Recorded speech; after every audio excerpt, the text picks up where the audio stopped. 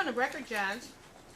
Court's calling case number D570680, Olga Hoff versus David Hoff. Counsel, your appearances, please, for the record. Good afternoon, Marilyn Caston, 11654 for plaintiff. Thank you, Ms. Caston. Good morning, Your Honor. Michael Miles here for the parole commissioners.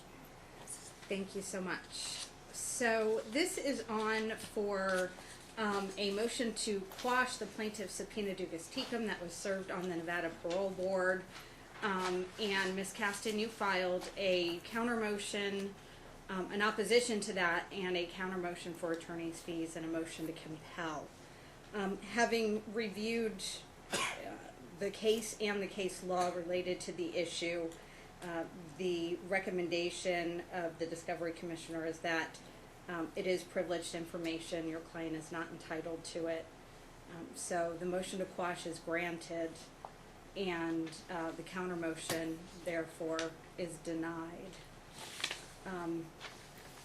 Just to lay a record, I mean, Sure. the client does want to appeal.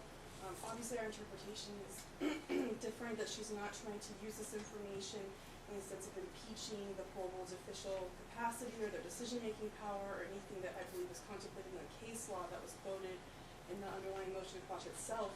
This is something that is relevant to the fact finder in these divorce and custody proceedings, particularly because the defendant has put it at issue. He is claiming that the reason why he recently was revoked is because mom lied, made different fraudulent representations, and did different dishonorable things that led to him being incarcerated recently. So they put it at issue in the custody and divorce proceeding, where we don't have any other way to prove that he's incorrect, because all the documentation and information is within the Nevada Parole Board's exclusive control. There's no other agency, there's no other person even to subpoena these records from. Well, except your counter motion notes that mom herself is a witness at the proceedings. She has firsthand knowledge then regarding part of the reason that he was revoked. She can testify to those things. And her knowledge is based presumably upon the things that would be relevant to a custody proceeding.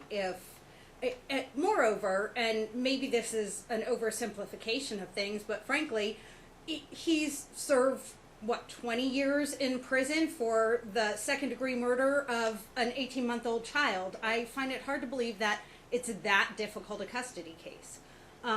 So, and the very recent revocation in and of itself.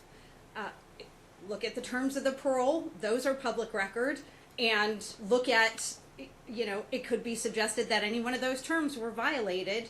If he wants to claim that it was something other than a violation of one of those terms, I would suggest that the burden would be on him to prove otherwise. But it's privileged information. She's not entitled to it for this purpose.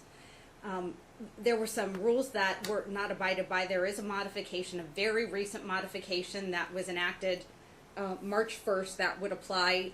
The subpoena needed to be served on the party, giving the party an opportunity to respond or to state an objection. So there's some other failures, but it's sufficient for our purposes today to just grant the motion to quash. Counsel, if you'll prepare a report and recommendation to that effect. We have a new format for those reports and recommendations. I have a sample for one, which I'm sure you would appreciate. Most people do. And again, it can simply make the finding that it's privileged information and that the motion to quash is granted, the counter motion is denied. Thank you, Your Honor. Thank you, Your Honor. Okay, thank you both.